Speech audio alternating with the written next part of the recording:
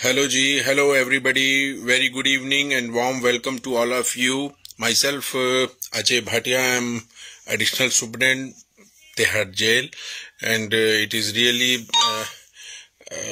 great to join all you people, and really thank you to Sonia Kathuria ji who given me this opportunity to meet you and young people and energetic people. और आज आपके बीच में आप लोगों से मिल के और अपने कुछ लाइफ के एक्सपीरियंस शेयर करने का मुझे जो मौका मिल रहा है, मैं थैंक यू कहना चाहूँगा। और मैं कोशिश करूँगा कि अपनी मदर टंग में और अपनी ज़ुबान में बात की जाए, आर्टिफिशियल नहीं हो के हम सब अपनी चीज़ों में रहें। जीवन के एक लंबे सफ़र में एक अपॉर्चुनिटी जो हमें मिली है, ईमानदारी से कहना चाहूँगा, this is the golden opportunity a man and women get in this life. बहुत अनमोल जीवन है, बहुत ही अनमोल जीवन है हमें जो मिला है। इसका पल पल बहुत कीमती है, इसको व्यर्थ ना जाने दें। गुरुजी की ब्लेसिंग से, भगवान की ब्लेसिंग से, जिस किसी को भी आप मानते हैं उसकी ब्लेसिंग से आपको ये एक गोल्डन अपॉर्चुनिटी मिली है कि दुनिया में आए हैं तो सिर्फ और सिर्फ कर्म करने के लिए। अच्छा कर्म कीजिए और दुनिया में लोगों का जितना भला हो सके उतना कीजिए। It is the final ultimate truth and this cracks of this our life. आप ऑनेस्टली, मैं आपसे किसी से भी कहूं बात करते हुए कि आप क्या मुझे 100 रुपए का एक नोट देंगे, तो शायद सब लोग निकाल के दे देंगे कि जी ये लीजिए, ये लीजिए। देंगे या नहीं? मगर यही बात मैं आपसे कहूं कि आपके जीवन का 1 मिनट आप क्या मुझे दे देंगे या किसी और को दे सकते हैं, तो आप चाह कर भी उसे अपना 1 मिनट, कीमती मिनट नहीं दे पाएंगे, चाहे वो कितना भी नियर एंड डियर क्यों ना हो। तो जब इतना अनमोल है हमारा जीवन, तो हम लोगों को समझना चाहिए कि हमारी एक एक सांस, एक एक पल हम जो कुछ भी अच्छा कर सकें, कैसा भी, किसी का भी। अपने लिए तो हर कोई जीता है, दूसरे के लिए जिए, बहुत अच्छा लगेगा, बहुत अच्छा लगेगा। यकीन मानिए, अपने बच्चों के लिए तो सब करते हैं। सामने कोई ऐसा बच्चा खड़ा हो जिसको आपकी बहुत सख्त जरूरत हो, उसकी मदद कीजिए। यकीन मानिए, वो बच्चा सालों तक याद रखेगा कि मुझे कोई एक ऐसा अच्छा इंसान भी मिला था। मैं बताना चाहूंगा कि मेरे लिए बहुत सौभाग्य की बात रही है कि समय समय पर बहुत सारी चीजों में, जीवन में बहुत कुछ ऐसा घटित होता गया जो मुझे अपने आप को खुद ही में बहुत सारे और धीरे धीरे निखार लाने का, सुधार लाने का मौका मिलता गया, और मैं उन सब चीजों को करता गया। सबसे पहले जो बात कहूंगा वो मेरे जो लाइफ का क्रैक्स रहा, वो रहा कि कुछ भी करो, कुछ भी करो, मगर हट के करो हर काम को। उसमें एक आपकी अपनी छाप हो, एक पहचान हो, और लगे कि हाँ, मैंने ये समाज में कुछ हट के किया। आप देखिए कि 2 आंख, 1 नाक, 2 कान, 2 हाथ तो भगवान ने सभी को दिए हैं, मगर कुछ लोग उसका सदुपयोग करते हैं, और मगर कुछ लोग जाने अनजाने में गलती करके अपना जीवन नारकीय नरक बना लेते हैं, और वो समाज से बिल्कुल परिष्कृत कर दिए जाते हैं। मैं बात कर रहा हूं जेल की। जेल ऐसी जगह है, आप में से कोई अगर मुझे बताना चाहे, मैं कि जानना चाहूंगा कि किसी ने आज तक कभी कोई ऐसी जेल देखी है हिंदुस्तान में, जहां किसी जेल में गया हो। और जब जेल नहीं थी तब हमारे समाज की क्या स्थिति थी, क्या दयनीय थी, क्या था, इसके बारे में आपको अगर कोई अपना जवाब दे तो मुझे खुशी होगी। अभी तक हम 16 लोग जुड़ चुके हैं, बहुत बड़ी बात है। मैं आपको बताना चाहूंगा कि जब हमारे समाज में, मैं उस समय की बात कर रहा हूं कि जब हमारे समाज में जेल नहीं होती थी। सीमा गुजराल जी, जय गुरुदेव, गुरुदेव जी, जय गुरु जी की बहुत बहुत शुक्राना आपका। बहुत खुशी हुई आप जुड़े हैं। तो मैं बता रहा था कि हम जब हमारे समाज में जेल जैसी संस्था नहीं थी तो उस समय भी शालू गाबा जी बहुत बहुत प्रणाम, welcome, warm welcome ji. Pradeep Kumar ji आपका बहुत बहुत शुक्रिया अदा। Reena Batra ji most welcome. Anoop Pappu ji, Shalini Gupta ji thank you. तो मैं बात कर रहा था कि जब उस समय समाज में जब हमारे जेल का निर्माण नहीं हुआ था, जेल नहीं थी, तब हमारे समाज में उस समय जो संस्थाएं थी या जो व्यक्ति प्रधान थे वो उस पर्टिकुलर इंसान के माथे पे कुछ लिख दिया करते थे कि जैसे ये आदमी चोर है या ये आदमी में ये कुछ बुराई है। आज भी आप देखिए बुराइयां हम में भी हैं, सब में है कुछ ना कुछ। भगवान ने कुछ अच्छा दिया है, कुछ बुराइयां भी, कमजोरियां भी दी हैं। बुराइयां नहीं मैं कहता, कमजोरियां भी दी हैं। हमें अपनी कमजोरियों का बखान नहीं करना, हमें तो सिर्फ और सिर्फ दूसरे की कमजोरियां भी नहीं देखनी। दूसरे की कमजोरियां हमें दिखती हैं मगर हमारी कमजोरियां भी इसी तरह दूसरों को बहुत जल्दी और बहुत ज्यादा दिखती हैं। रीना शर्मा जी नमस्ते, शालिनी मल्होत्रा जी जय गुरु जी की, मोनिका मंद्रू जी वार्म वेलकम, शुक्राना गुरु जी का, संगीता जय चौहान जी, मीनू सोनी जी, मीरा सक्सेना जी, आप सभी का बहुत बहुत शुक्रिया। बता रहा था कि उस समय के जो समाज में संस्थाएं थी वो ये एक प्रयोग किया करती थी, मगर उसका एक दुष्परिणाम ये रहता था कि जब पर्टिकुलर एक आदमी बहुत साल तक उस अपराध को छोड़ देता था, उस गलतियों को सुधार करना चाहता था, तो वो कोई ऑप्शन नहीं था, क्योंकि वो जो उसके माथे पे लिखा गया वो एक परमानेंट मार्क हो जाता था। और वहीं से एक हमारी कहावत बनी, माथे पे दाग होना। और धीरे धीरे धीरे धीरे जब समाज ने उन्नति की तो उन्होंने देखा कि इस विधि का कोई मतलब ऐसा अच्छा परिणाम नहीं निकल रहा है, तो उसमें पद्धति में चेंज किया गया, उस प्रोसीजर को चेंज किया गया और फिर धीरे धीरे बनाया गया कि उस पर्टिकुलर आदमी को समाज से बहिष्कृत कर दिया जाता था और उसे कहा जाता था कि आप गांव से बाहर चले जाइए, गांव से बाहर जाके रहिए, आपका हुक्का पानी बंद, कोई आपसे बात नहीं करेगा, ये नहीं करेगा, संबंध नहीं रखेगा। तो वहां से जाके ये पद्धति आज भी है, आज पुलिस इसको अडॉप्ट करती है और पुलिस इसको 47 DP एक्ट के नाम से जानती है आज भी। मगर अब क्या हो गया है कि क्योंकि हम इतने बड़े महानगर में रह रहे हैं, एक सड़क पार करने के बाद ही दूसरी सड़क पर दूसरा डिस्ट्रिक्ट शुरू हो जाता है, तो वो जो अपराधी हैं या अपराधी प्रवृत्ति के लोग हैं वो इस तरह से होते हैं कि सड़क पार करके जाके रहना शुरू कर देंगे, 5 गली रह के जाके छोड़ना रहना शुरू कर देंगे। VK Sharma ji thank you, ये सब आपकी ब्लेसिंग्स हैं जो एक हमें मौका मिल रहा है।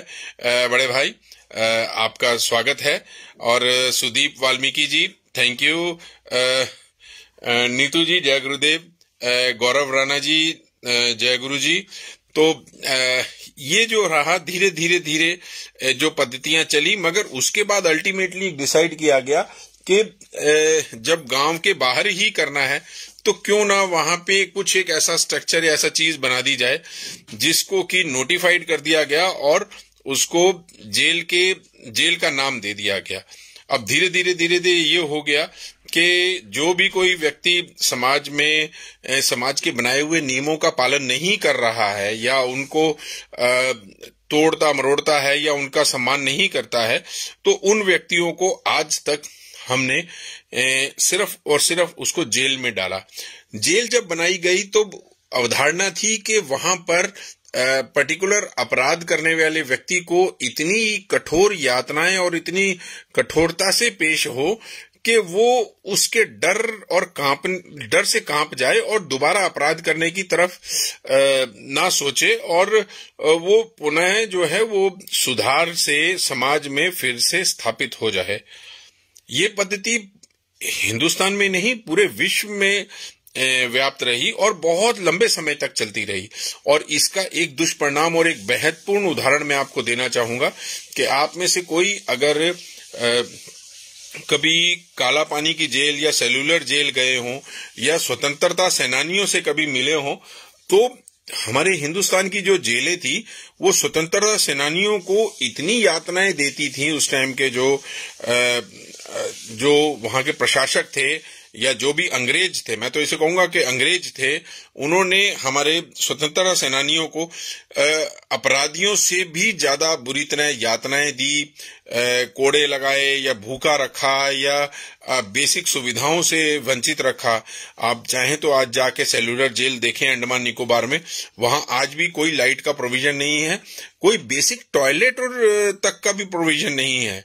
और ऐसे खतरनाक जेलों को बनाया गया वहां पर, और इसके अलावा इतनी यातनाएं दी जाती थी। आप सोचिए आजकल की जेलों में तो अब पूरे विश्व में उसके बाद से एक नई पद्धति शुरू हुई है जिसको हम कहते हैं सुधारात्मक पद्धति, और जिसे कहा जाता है कि सॉफ्ट स्किल होना, कि अब अपराधियों के प्रति बहुत ही नरम व्यवहार रखा जाता है और बहुत ही मानवता से पेश आया जाता है।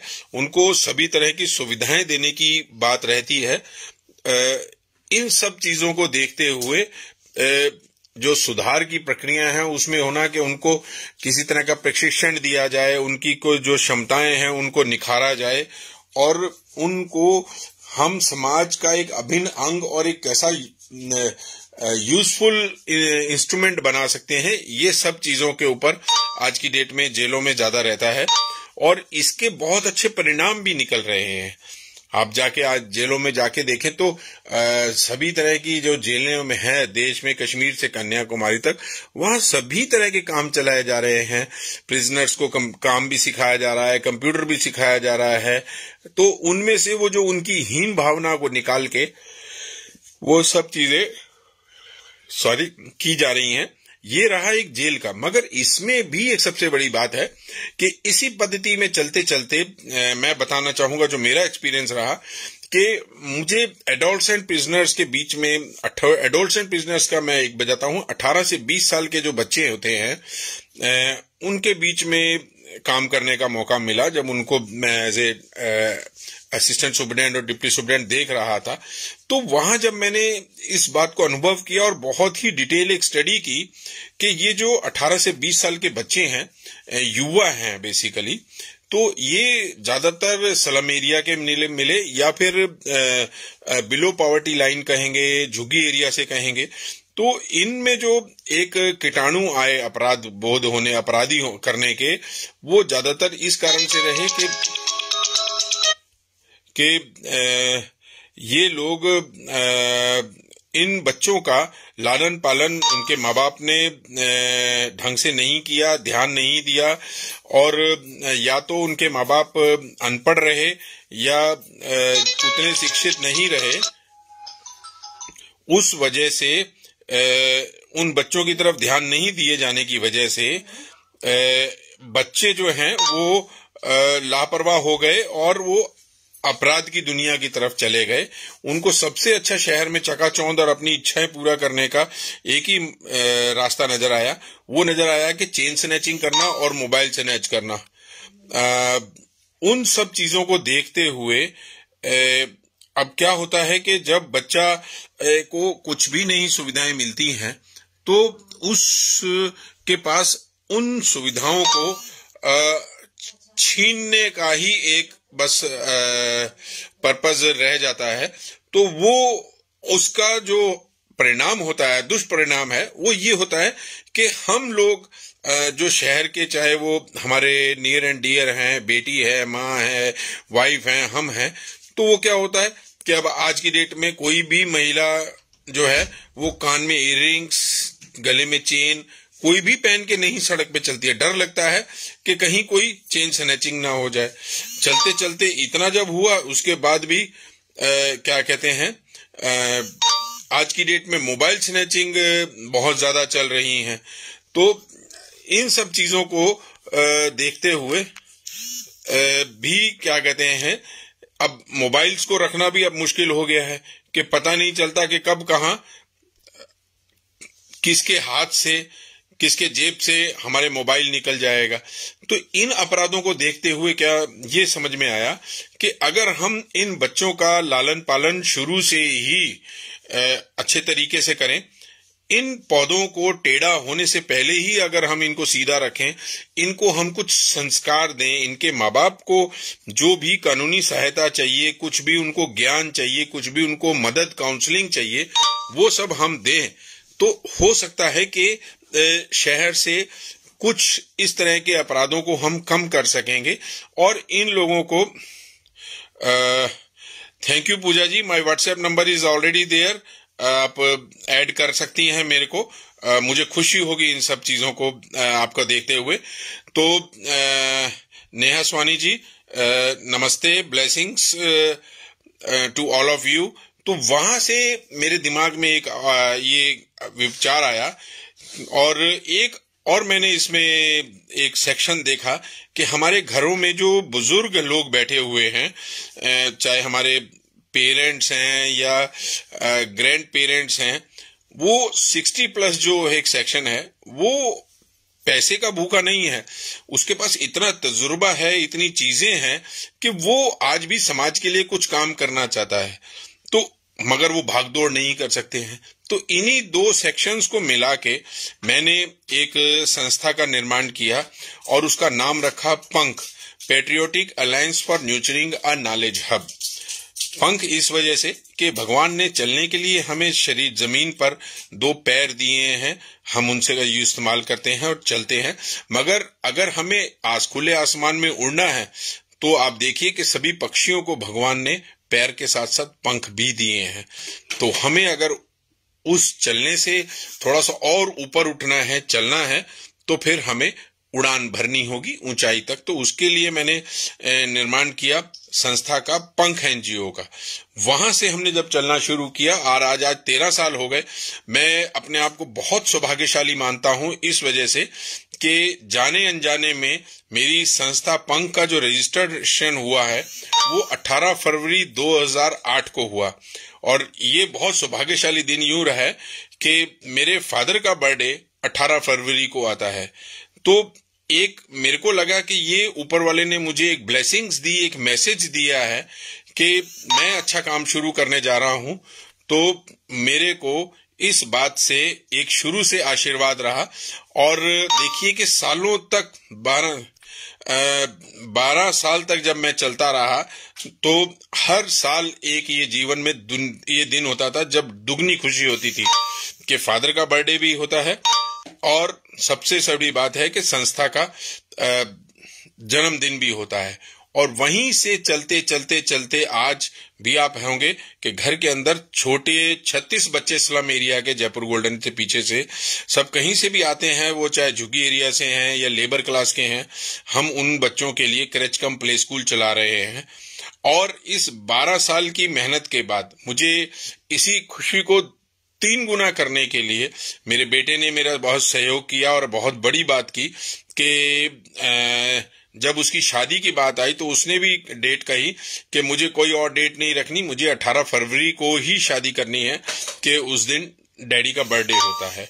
तो एक काम करने का मुझे कुछ और मिला या नहीं मिला, मगर ये फल मुझे आज तक मिला जीवन में कि मेरा जो 18 फरवरी का दिन है वो तिगुना खुशी का हो चुका है कि मुझे 3 खुशी मनानी होती है कि फादर का बर्थडे भी है, आज फादर पेरेंट्स की ब्लेसिंग्स हैं हम सब के ऊपर, पूरे परिवार पे है, बेटे की सालगिरह होती है, 2 साल हो गए हैं, एनजीओ का जन्मदिन भी चल रहा है।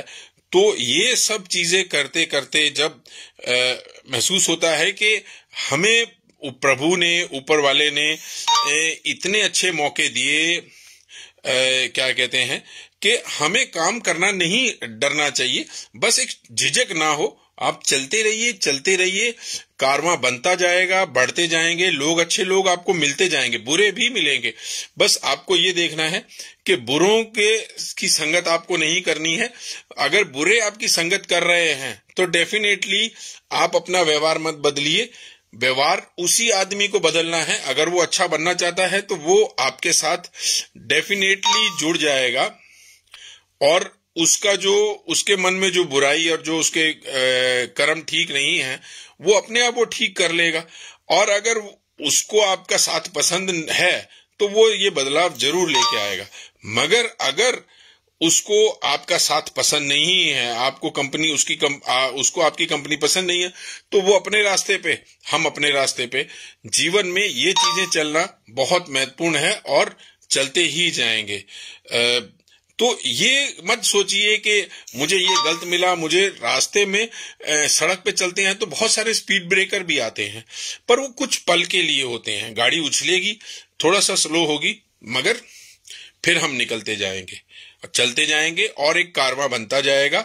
और यही एक संदेश है। सच मानिए, मुझे छतरपुर जाने का सौभाग्य 2 या 3 बार मिला है, मगर पहली ही बार में मुझे जो सबसे ज्यादा बहुत ही अचंभित और अच्छा लगा, जीवन भर का एक बहुत ही अच्छा जो महसूस हुआ, एक्सपीरियंस हुआ, वो ये पहला कि शायद गर्मियों में मैं गया था तो जाते ही सबसे ज्यादा शीतल जल सभी तक पहुंच रहा है। ये बहुत बड़ी आत्मीयता की बात है कि कोई भी आदमी वहां पहुंच रहा है, उसको ठंडे पानी से उसका स्वागत किया जा रहा है, पिलाया जा रहा है। फिर बहुत ही संस्कार के साथ, लाइन से, प्रॉपर एक अनुशासन के साथ चलते हुए आप आगे जाते हैं, आपको गुरुजी के दर्शन कराए जा रहे हैं। और सबसे अच्छी चीज जो लगा कि शिवलिंग जो कि सब नीचे जमीन में और बहुत नीचे होते हैं, मगर यहाँ पर गुरुजी ने शिवलिंग को इतना मान सम्मान दिया कि वो सर से ऊपर है। मतलब हमारे सर की छत है, उस ऊपर वाले का हमारे सर पर हाथ है, आशीर्वाद है। और उससे भी अच्छा जो एक बहुत यूनिक मुझे आइडिया लगा, वो लगा कि कोई भी 4 लोग बैठेंगे और आपस में खाना शेयर करेंगे, मीठा खाएंगे, बात करेंगे। ये एक आपस में समाज को जोड़ने का है कि हमारा समाज आज की डेट में जो बहुत सारे जातियों में और बहुत सारी चीजों में बट गया है, उस सब को खत्म करने का एक बहुत सुंदर प्रयास है। मैं इधर और उधर की बातों में नहीं जाके कि वहां और क्या है क्या नहीं है, मगर जो मुझे अच्छा चाहिए था और जो मुझे अच्छा लगा, मैंने उसको अडॉप्ट कर लिया और उससे आगे मैं कभी जाके आगे सोचता नहीं। मुझे है कि मैं क्या कहते हैं क्या और समाज में कर सकता हूं, कितना कर सकता हूं, ये मैं अपनी क्षमताओं को देखने का प्रयास करता हूं। और आज भी मुझे खुशी होती है कि और एक मैं और लाइफ का एक्सपीरियंस अपना शेयर करना चाहता हूं कि because I am staying on first floor and ground floor पे हमारे क्रैचकम प्ले स्कूल इतने साल से रन हो रहा है। तो मैं जैसे ही ऑफिस के लिए निकलता हूं, मुझे कभी इतने सालों में कभी मंदिर, मस्जिद, गुरुद्वारा कहीं जाने की जरूरत नहीं पड़ी है, क्योंकि नीचे जितने भी बच्चे खड़े होते हैं या जो बच्चे वहां स्कूल में होते हैं, वो सारे के सारे एक साथ ऑल ऑफ सडन सब मेरे चारों तरफ इकट्ठे हो जाते हैं। कोई मेरे को फुट टच कर रहा है, कोई फ्लाइंग किस कर रहा है, कोई हेलो कर रहा है, छोटे छोटे हाथों से हैंड शेक कर रहा है, कोई बात करना चाह रहा है, कोई गुड मॉर्निंग कर रहा है। तो they made me so much emotional कि अरे वाह, मैं तो